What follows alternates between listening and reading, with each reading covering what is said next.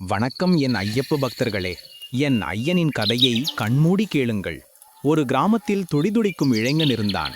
பெயர் சுப்பிரமணி. வருடம் முழுவதும் உழைப்பு, குடும்பம், சண்டை, சச்சரவு என வாழ்க்கை ஓடிக்கொண்டிருந்தது. ஆனால் மார்கழி மாதம் வந்ததும் அவனுக்குள் ஒரு தாகம் எழும். சபரிமலை ஐயப்பனை தரிசிக்க வேண்டும் என்று மாலை போட்டான். கையில் இருமுடி தூக்கினான்.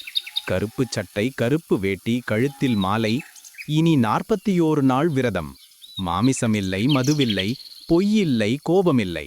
ஒவ்வொரு நாளும் மாலை போட்டு சுவாமியே சரணமையப்பா என்று மனசு நிறைய ஐயப்பனை நினைத்தான். விரதம் முடிந்ததும் நண்பர்களோடு கூட்டமாக கிளம்பினான். காரில், பேருந்தில், கால்நடையாக எப்படியோ பம்பை வரை வந்து சேர்ந்தான். பம்பா நதியில் நீராடினான்.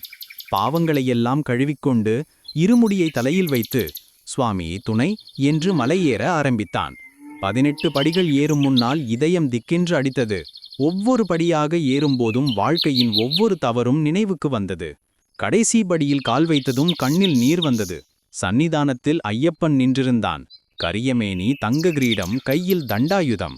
சுப்பிரமணி கண்ணீர் மல்க நின்று சுவாமியே சரணமையப்பா என்று குரல் தணிந்து சொன்னான். அந்த ஒரு கணம் எல்லா கஷ்டமும், எல்லா பயமும், எல்லா பாவமும் போய் மனசு தூய்மையானது. இருமுடியை கலைத்து நெய்யை ஊற்றி அபிஷேகம் பார்த்தான். ஐயப்பன் ஜோதியாய் மாறி அவன் உள்ளுக்குள் இறங்கினான். போர் உணர்ந்தான். கீழே இறங்கும் போது சுப்பிரமணி வேறொரு மனுஷனாக மாறியிருந்தான். கோபம் போய் பொறுமை வந்தது. பழைய பழக்கங்கள் போய் புதிய நம்பிக்கை வந்தது. வருடந்தோறும் இப்படித்தான். பள்ளிக்கட்டி, அதாவது வீட்டிலிருந்து கோவிலுக்கு பயணம் தொடங்கி சபரிமலைக்கு போய் ஐயப்பனிடம் மனசை ஒப்படைத்து திரும்பி வருவான். அவன் ஒவ்வொரு முறையும் சுவாமியே சரணமையப்பா என்று சொல்லும்போது என் ஐயன் ஐயப்பனை காணுகிறேன். கண்களை மூடி என் ஐயனை மனதார நினைத்து கூறுங்கள்.